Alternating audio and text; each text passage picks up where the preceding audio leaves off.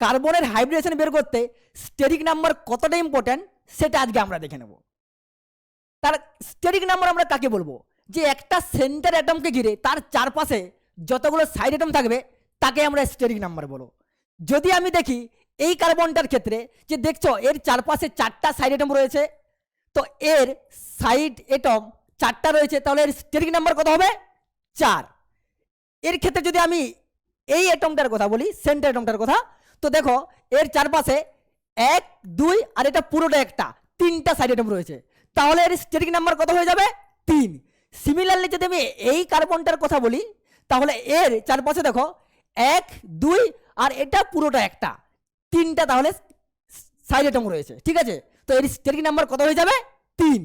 তাহলে যদি steric number হয় তাহলে তোমরা এখানেই জানো যে 2 হলে হবে sp, 3 হলে হবে sp2 আর 4 হলে হবে sp3, এক কম, ঠিক আছে? এক কম।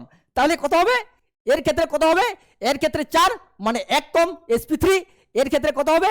3 মানে এক কম sp2, সেম এর ক্ষেত্রে কত হয়ে যাবে? 3 মানে এক কম sp2।